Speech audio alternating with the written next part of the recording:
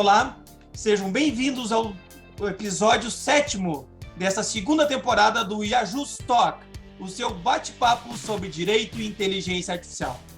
Conosco está hoje o professor Dr. Willy Santiago Guerra Filho. O professor Willy Santiago Guerra Filho é doutor em Ciência do Direito pela Universidade de Bielefeld, livre docente em Filosofia do Direito pela Universidade do Ceará. Ele é professor do programa de mestrado e de doutorado em Direito da PUC São Paulo e do Centro de Ciências Jurídicas e Políticas e professor titular da Universidade Federal do Estado do Rio de Janeiro, Unirio.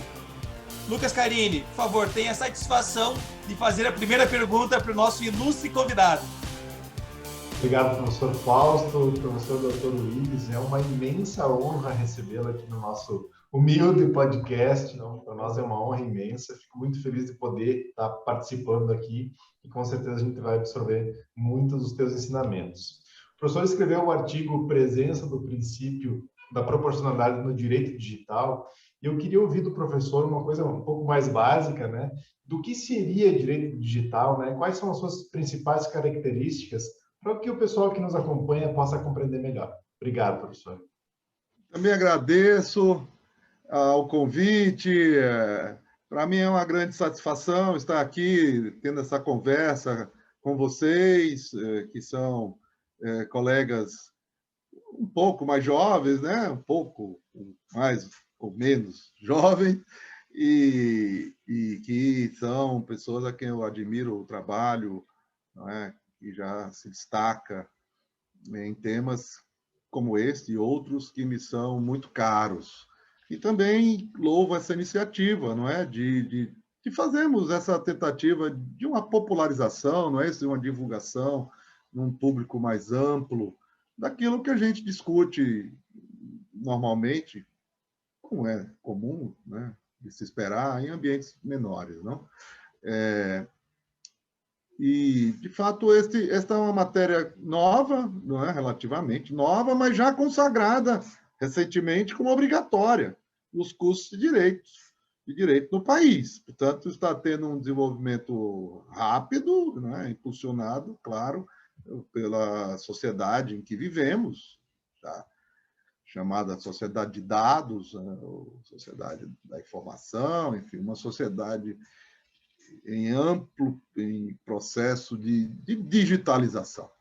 Isso, e, nesse sentido, o direito digital vai tratar de disciplinar esses fenômenos. É uma terminologia que se consagrou, inicialmente se suscitava outro tipo de denominação, como direito cibernético, direito da informática, mas consolidou-se o direito digital e ele trata de regular temas como este das redes, né, sociais e das plataformas digitais, aquilo que também se chama a lex informática, né, quer dizer, que seria, portanto, a exemplo da lex mercatória, não é? Um mercado transnacional que se desenvolve a partir de bases digitais, né? E tem como um tema hoje de muito destaque o tema da regulação, por exemplo, da inteligência artificial e suas aplicações, né, na sociedade. E é um tema, assim, é uma disciplina, digamos assim, né?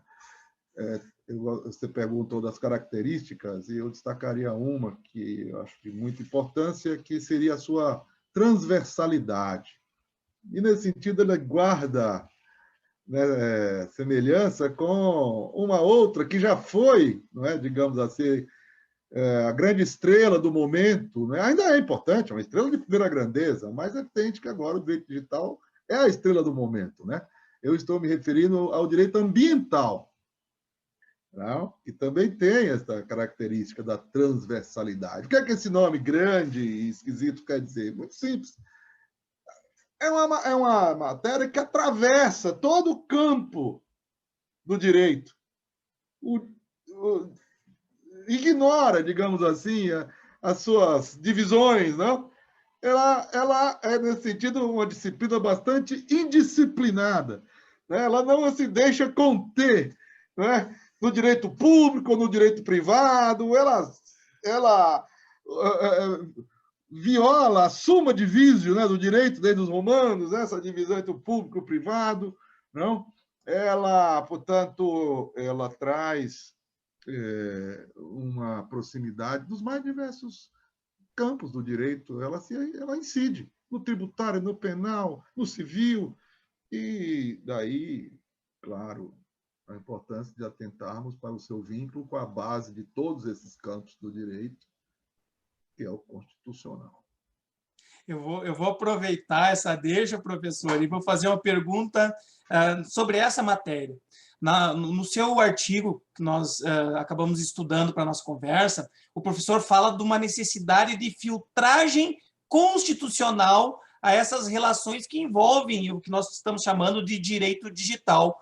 Quais são as consequências ou quais são as exigências dessa filtragem constitucional? Muito bem, muito oportuno, exatamente. Me permite, né, desenvolver o que eu apenas toquei, né, ao final dessa resposta, né, anterior, que, veja, é muito fácil para esta matéria se desgarrar, digamos assim, não é? Desse fundamento constitucional, né? Até porque, como viram, ela tem, né, esta feição, né, transversal, essa dimensão, não é, que não se deixa comportar bem, também nas fronteiras nacionais. E as constituições são, né, constituições do direito de Estados nacionais. Então, já aí há uma tensão. Né? Então, é fácil escapar, não é, deste enquadre, na medida em que ela é extremamente internacionalizada. Outra característica desta disciplina. E, por outro lado, nós temos um modelo constitucional que também se difunde internacionalmente. Então, acho que penso importante atentar para isso. Nós temos aqui no Brasil uma Constituição que, a meu ver, adotou esse modelo. Esse modelo que ele se irradia a partir da Alemanha. Assim, eu sou meio suspeito, né? Eu peço um desconto aí, mas só quem é suspeito, de algum modo, sabe do que se passou, né?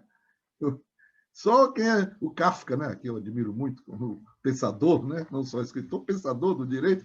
Tem uma anotação no diário dele que ele diz: só os suspeitos efetivamente poderiam decidir a questão entre eles. As partes, né, que são suspeitas, só elas poderiam efetivamente decidir. Mas não podem, porque são partes. Então, esse é o dilema, né? O suspeito não pode decidir, mas ele sabe que só ele sabe, né? Então, a Alemanha, de fato, irradia. Saindo dos escombros, né, da Segunda Guerra Mundial, ela começa uma reconstrução, assumindo um compromisso com a dignidade humana e com os direitos fundamentais que dela decorrem. E eles tiveram, como sabemos, muito sucesso nessa reconstrução social, política e jurídica do seu país. Né? Inicialmente, do lado ocidental, como se dizia naquela época, no início, e depois o lado oriental, quando surgiu a oportunidade histórica, simplesmente aderiu ao que havia sido desenvolvido na Alemanha Federal Ocidental, né, na época. E não só, quer dizer, aquilo se espalhou, chegou a nós, via Península Ibérica, claro, porque também esses países que nos são mais próximos culturalmente, historicamente, passaram por um processo de reconstitucionalização e redemocratização, que nem a Alemanha, e nós passamos depois, né? Então, acho que a gente descende, né? O nosso modelo constitucional é descendente, assim, direto ou indireto, né? Via, talvez, mais Espanha e Portugal, mas descende daquilo que se produz a partir da Alemanha. Né? E nesse sentido, então, quer dizer, a gente termina, né, por aí entendendo como a gente tem uma proximidade maior com aquilo que vem se desenvolvendo na Europa do que, por exemplo, nos Estados Unidos, apesar de que a tecnologia tem uma origem mais norte-americana, não é? Bom, cada vez mais chinesa também, né? Mas, enfim, aí é outro tópico. Mas, não é? Mas veja, nós temos, então, talvez aí já delineado 3 modelos, um modelo mais liberal nos Estados Unidos, um modelo mais restritivo no lado, né, oriental do mundo, e esse modelo do centro, né, que é o da Europa, ao qual nós estamos mais aproximados, e eu acho que vamos bem assim. E essa filtragem, a meu ver, tem a ver com isso, né, de a gente não deixar que a temática escape do filtro constitucional, que ela não seja, portanto, tratada de uma maneira bruta, fora deste filtro, né? Que ela não seja isolada, por exemplo, né? Para ser tratada no âmbito do direito empresarial. E com o argumento, olha, isso aqui é privado, são meus dados, como diz as empresas, a gente não tem que prestar satisfação a ninguém. Não pode ser assim. Então, claro, a gente tem que respeitar, sem dúvida, o direito de propriedade. Não, também é um direito, mas não é o único, nem absoluto. Não existe direitos absolutos dentro desse modelo. Então, é preciso, em primeiro lugar, considerar que estamos tratando de direitos fundamentais quando tratamos de proteção de dados, por exemplo. Isso precisa ficar muito claro, que infelizmente não está ainda. Porque a gente tem aquela situação entre nós, né? O legalismo, né? Os resquícios do legalismo, pelo fato de não haver ainda uma previsão expressa na nossa Constituição a esse respeito. Ainda há quem insista que sem ela a gente não teria ainda esta constitucionalização. Mas eu acho que já está implícita, né? Essa constitucionalização. A própria Constituição diz que os direitos do artigo 5º, no parágrafo 2º, né, do artigo 5º mesmo, aqueles ali anunciados, não só no artigo 5º, mas ao longo da Constituição, não exclui outros que estão implícitos. Né? E, claro, a explicitação é algo importante e é do que nós nos ocupamos, né? Todos nós. Nos ocupamos de explicitar os direitos fundamentais. E, claro, na hora que for registrado, que penso será, já existe uma PEC nesse sentido, né? Como direito fundamental, ficará pacificada qualquer questão a respeito. Mas, enquanto isso, penso que a gente já deve começar a trabalhar, com este enfoque constitucional dessa temática. A gente tem que discutir um pouco como é este enfoque. Eu acho que vocês querem, mais na frente, saber mais sobre isso. Eu não vou me alongar mais nessa segunda, apenas segunda questão.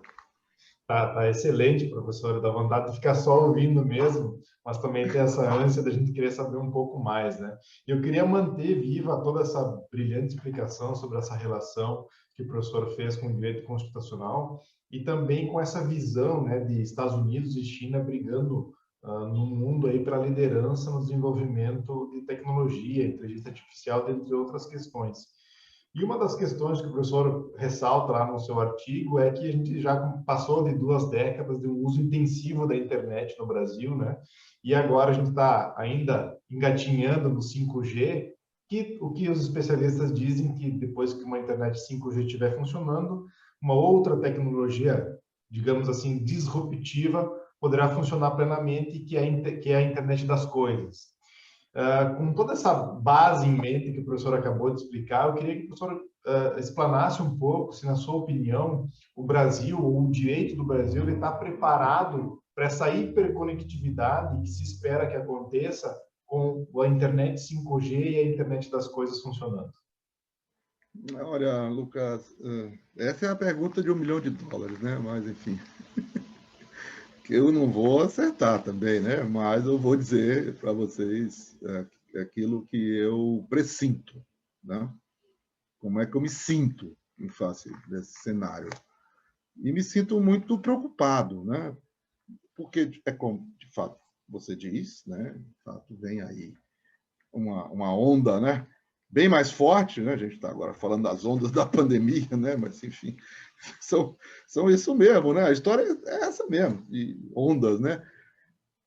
E esta onda vai ser muito mais forte do que aquela que nós já estamos vivenciando. E já estamos em dificuldade com a que estamos tendo experiência já no momento.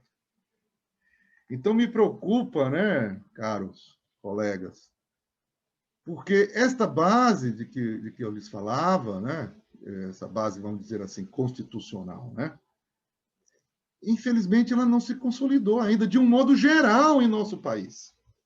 Percebe? O que é que eu vou lhes dizer? Assim, como eu costumo falar com toda a franqueza, e sim, eu acho que é preciso, né? Assim, nós temos, então, muitas dificuldades ainda para tratar questões tradicionais diante deste modelo, não é? E como será, então, que iremos ter boas condições de enfrentar uma questão nova? Tá? E aí, nesse sentido que eu defendo, quer dizer, o que eu defendo nesse artigo, que é o que eu penso e venho defendendo, talvez não esteja tão explícito nele, e talvez mereça um outro para explicitar, é que esse modelo de que eu lhes falava no início, né, que se irradiou da Alemanha, e vem sendo desenvolvido desde então, na própria Alemanha e em outros países, não, claro.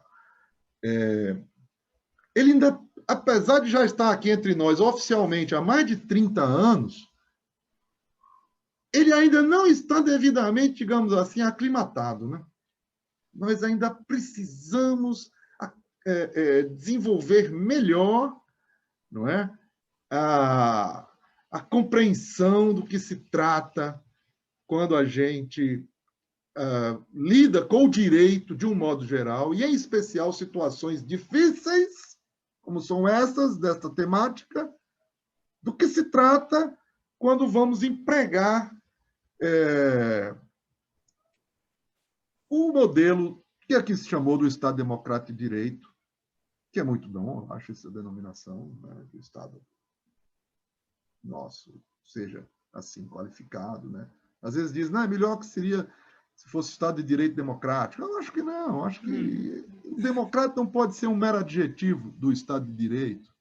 É bom que ele seja, né, entronizado mesmo como parte de um substantivo só. É indissociável. Estado Democrático de Direito. Não? E as tensões que isso implica, não? Que a tensão está presente já na própria denominação, né? O Estado de Direito e a democracia tensionam-se mutuamente. E a gente tem que saber resolver essas tensões. Não? Agora na sua fala, professor, e também me reporta uma questão que o professor aborda no seu artigo, que diz, me parece muito que essa nossa tentativa de nós afirmarmos direitos constitucionais vão para além de um campo do sistema jurídico. Envolvem outros sistemas, como, por exemplo, o sistema da economia, o sistema da ciência. E aí eu aproveito para provocar o professor. Quando a gente fala sobre inteligência artificial, não é esse o grande desafio de nós harmonizarmos esses diferentes sistemas sociais ou estabelecermos uma congruência entre esses sistemas sociais? Olha, eu agradeço muito também essa pergunta. As perguntas estão sendo excelentes, né? Me fazem falta boas perguntas, quero lhe dizer. Ontem mesmo, na minha aula do mestrado, eu ralhei com os alunos. E as perguntas? Cadê as perguntas? Vocês não fazem perguntas? O aluno tem que perguntar, para a gente tentar responder juntos. O bom das perguntas é que os alunos provocam os professores a refletirem e desenvolverem as suas ideias. Mas eles ficam inibidos. Isso é triste. Faz parte desse problema, inclusive. É uma parte desse problema, né? Social que nós temos, cultural, mas enfim. Porque essa pergunta sua me permite dizer algo que eu acho muito importante, que é o seguinte, olha, além desse modelo constitucional centrado nos direitos fundamentais, porque eu diria que é isso, né? Se me dissesse, tá bom, e se você quisesse dar outro nome, ao invés de Estado Democrático de Direito? Para nem ser Estado Democrático de Direito, nem Estado de Direito Democrático. E uma terceira opção, qual seria? Eu não teria dúvida, eu diria Estado de Direitos fundamentais. Isso é que é né, o fundamento. São os direitos fundamentais, as garantias e os deveres, claro, que também são correlatos. Então, esse modelo é um requisito que eu defendo como fundamental ainda hoje, né? Ele bem entendido, é que está, porque às vezes ele tem sido muito rejeitado entre nós antes de ser melhor entendido. Então, não vamos desistir. Não, isso aí já não dá conta. Esses temas são muito novos. Isso aí já é velho. Isso aí já é do século passado. Nós estamos no século XXI. É preciso ter, sabe, um direito novo para o que é novo, uma ética nova. A ética, né? A ética, nós não temos uma ética para esses temas. Meu Deus, nós temos uma ética de 2.500 anos e é com essa que a gente vai ter que avançar para enfrentar esses temas. Mas não é assim também que, então, nada do que já se fez até hoje vai ser capaz de enfrentar essa temática. Assim, nós estamos entrando por um mau caminho. Então, a gente tem que saber resgatar essa tradição que temos, não é? E também entender a novidade do que se apresenta. Então, eu defendo que, além desse modelo, do ponto de vista jurídico, né, a gente vai precisar de um amparo numa teoria da sociedade, né, para esclarecer essa sociedade em que esse direito se apresenta, tá, na atualidade. E aí eu defendo que a mais forte candidata, que eu conheço, pode ter alguma outra que eu não conheço, é a teoria de sistemas sociais do nosso saudoso amigo, né, antes de mais nada, e professor Niklas Luhmann, né, que era professor na minha universidade, né, em Bielefeld, né, essa universidade lá na Alemanha, que eu fiz o doutoramento. Justamente na época que ele estava fazendo a virada autopoética, né, eu tive o privilégio, estava maturana lá, foi uma coisa assim, história. Eu era muito novo, eu nem sabia o que é que eu estava vivendo, mas vivi. Mas o professor estava no centro do desenvolvimento de uma das teorias mais sofisticadas do direito. Que privilégio! Eu acho isso, foi mesmo, viu? E olha que eu fui desviado, eu era para ir para Frankfurt. É interessante isso. Essa é uma coisa depois, se vocês quiserem, a gente faz um podcast biográfico. Mas hoje não é o tema. E aí, a teoria de sistemas é que vai ajudar a enfrentar justamente esse problema, né? Porque, primeiro, por que ela é, a meu ver, a melhor teoria da sociedade? Já por ela conceber a sociedade como comunicação, né?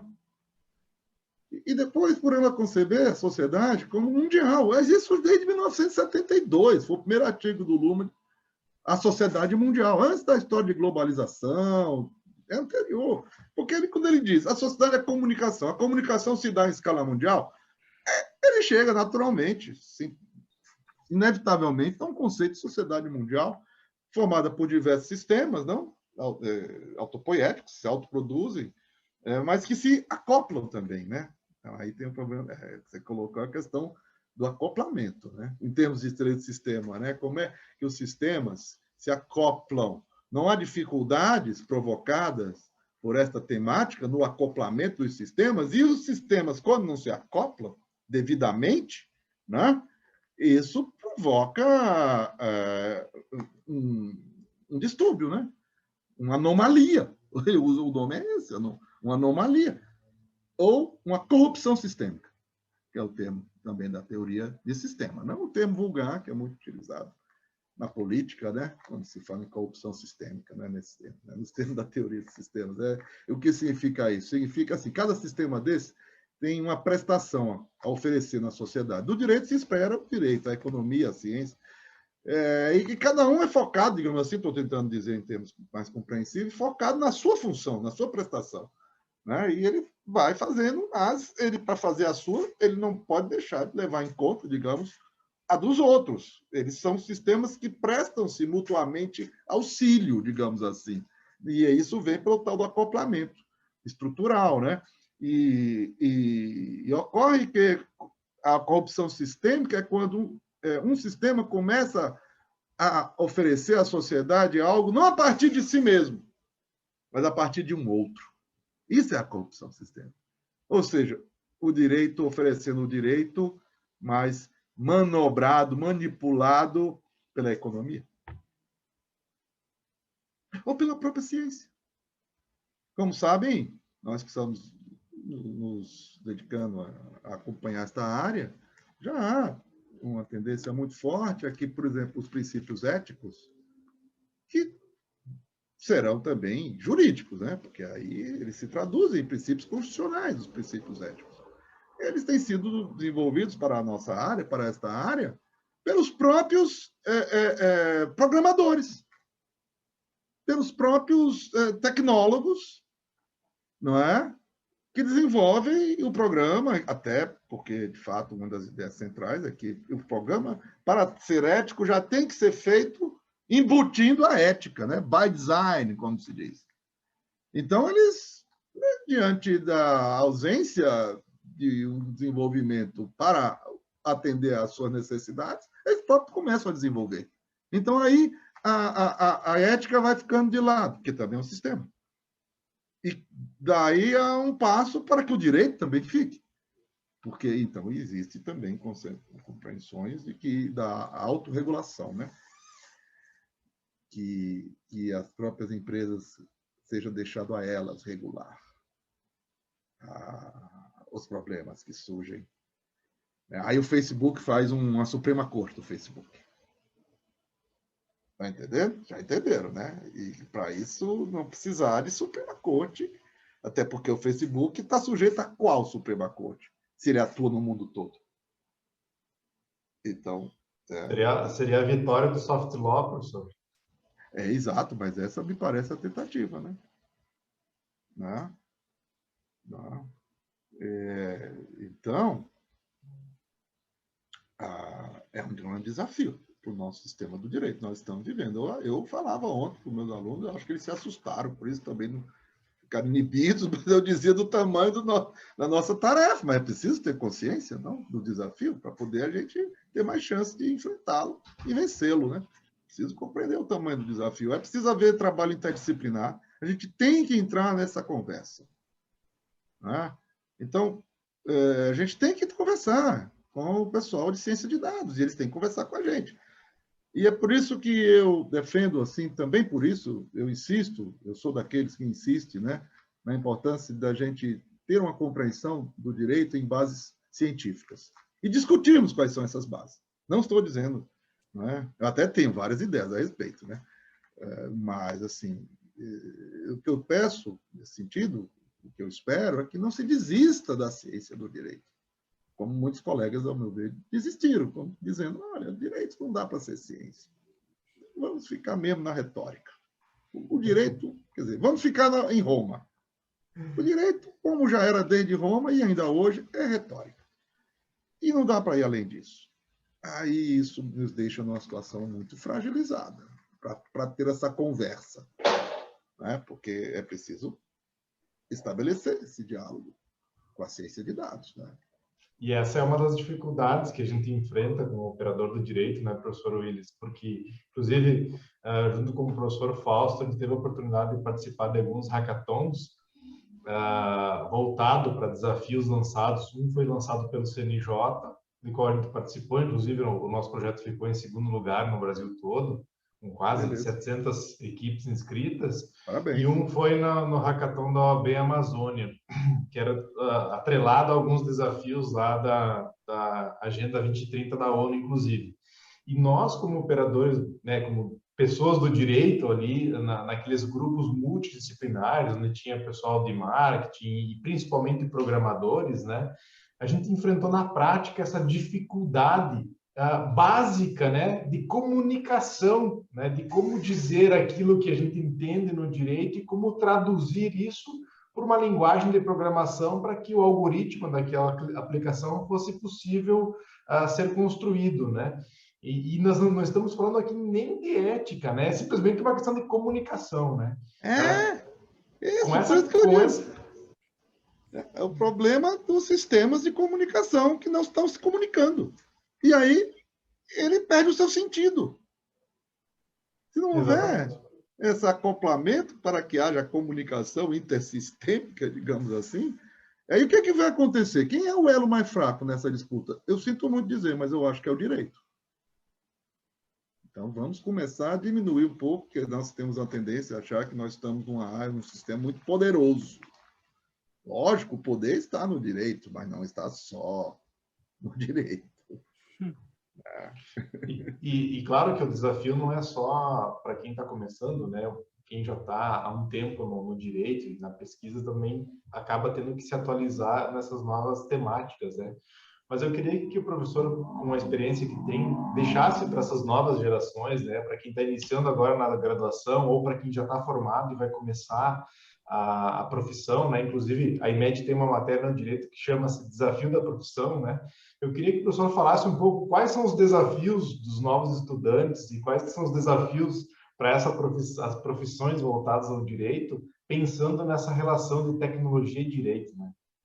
Eu acho que esse é o maior desafio, viu? Eu acho que esse é precisamente o maior desafio que temos na sociedade, né? E, portanto, também para nós, né? Na nossa parcela jurídica da sociedade. E esse é o desafio da humanidade, né? Nesse momento, né?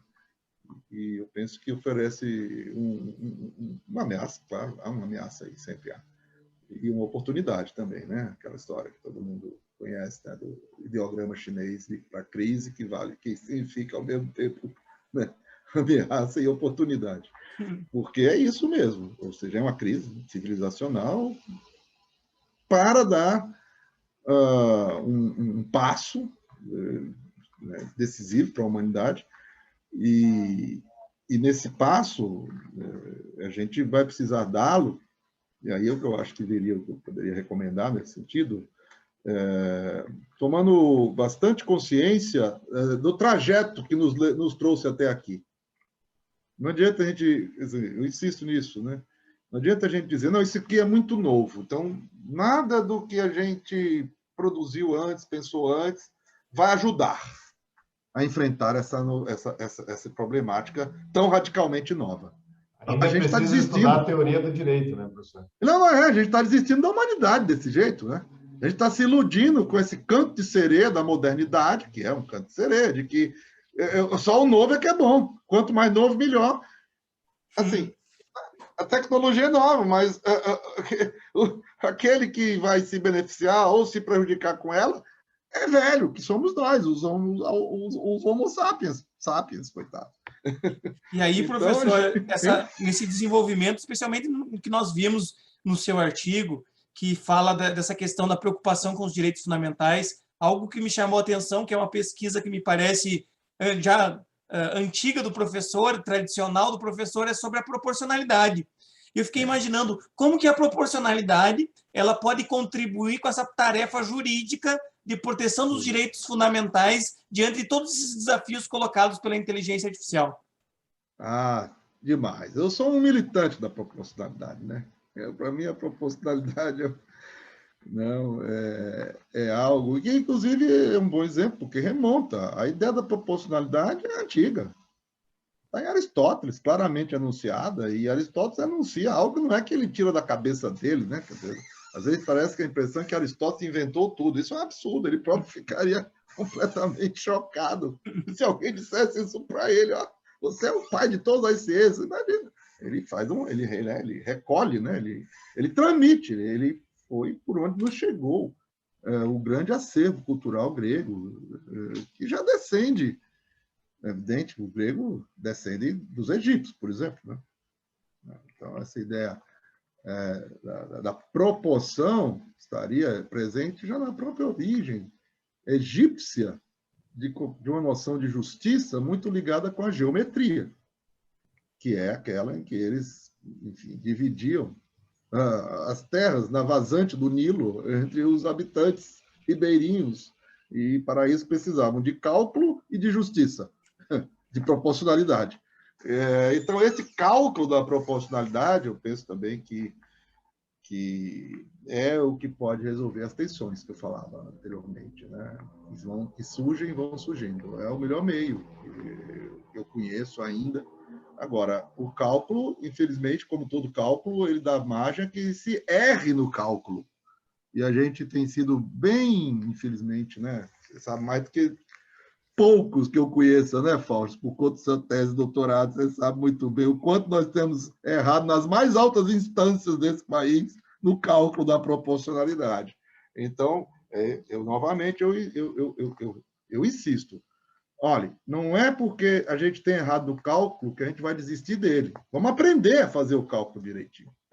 É isso que se trata. Não, e não simplesmente dizer, olha, nem o Supremo sabe, então esquece. Eu acho que esse é um péssimo caminho. A gente não pode esquecer. Inclusive porque, bom, na Europa, vamos olhar, a Europa está um pouco mais na frente, né? Isso é muito bom. A gente deve achar isso bom. Então vamos lá ver quem já está mais na frente, onde é que está chegando e como está fazendo. Não dá para deixar. Não dá. Esse é um tema que não dá para ser tratado de maneira doméstica, paroquial. É um tema mundial. A gente precisa olhá-lo a partir de como se discute o tema fora do Brasil. Né? Eu já até disse, ó, tem uma discussão europeia, uma chinesa, uma oriental e uma americana. Então, entendeu? Os chineses estão resgatando Confúcio para discutir ética e inteligência artificial, por exemplo. Né? Confucionismo, que é a base deles. A base deles é confucionista. Né? E se a gente for examinar o confucionismo, a proporcionalidade está presente no confucionismo. É claro, só que lá os termos são outros, mas a moderação é uma virtude confucionista. Né? Na verdade, ela está presente, a gente pode encontrá-la onde houver ser humano, porque ela basicamente traz a ideia de um respeito aos limites do relacionamento entre humanos e agora também relacionamentos que precisam incluir entes não humanos dotados de inteligência potente, né? Mais do que a nossa, mas não são dotados de algo que nós temos e que nós precisamos defender, inclusive com a proporcionalidade, que é um sentimento, né? Não sentem, máquinas não sentem, não sofrem, não morrem, nem têm medo de morrer e de pegar Covid. Isso faz toda a diferença entre nós. E as máquinas, elas não estão habilitadas para desenvolver juízos de conhecimento prático. A prática do dia a dia, a necessidade de respostas. E eu aproveito, professor, nós estamos, infelizmente, nos encaminhando para o encerramento desse podcast. E eu gostaria que o professor pudesse deixar uma mensagem para quem nos escuta sobre tudo isso que nós falamos hoje, uma mensagem final. Eu diria a quem nos escuta, que em geral deve ser da área do direito, que o direito é uma forma de filosofia aplicada. Então, não descuidem dos estudos de cunho filosófico. Não pensem que a filosofia é algo que aparece da vida da gente naqueles primeiros anos da faculdade, ou às vezes no meio, no fim, um pouquinho. E assim, né? Aquela coisa assim, né? Que está ali para cumprir o regulamento e talvez nem devesse estar, né? E ela passa de uma maneira, eu acho, muito rápida na graduação. Mas eu estou muito acostumado a receber na pós-graduação, ao longo de muitos anos que eu ensino na pós-graduação nesse país, aqueles que já profissionais completamente estabelecidos voltam aos estudos movidos por uma angústia que quem tradicionalmente tem lidado com ela é a filosofia. Há campos mais recentes, como a psicanálise, né? Mas esse é o campo tradicional da filosofia. Tem a religião também, mas aí tratar de maneira religiosa fica difícil para a gente ter, né, a abrangência pública e geral que se precisa ter. Por isso que eu digo que a filosofia está mais próxima de nós e deveremos mantê-la muito perto e cuidar muito bem dela. Cuidem bem da filosofia. Professor Willis, muito obrigado pela sua participação, demonstrando toda essa erudição cultural e jurídica que falta tanto para as nossas reflexões sobre essas temáticas da proteção necessária que o direito busca diante dos desafios da inteligência artificial. E agradecemos imensamente a sua participação no nosso Iajus Talk. Aviso os nossos ouvintes e a quem nos assiste que podem ter mais material sobre esse assunto tratado pelo professor na bio no Instagram do Iajus e também na própria descrição do Spotify. Sendo assim, agradeço novamente o professor, a presença do Lucas e nos encontramos todos no próximo Iajus Talk. Até mais!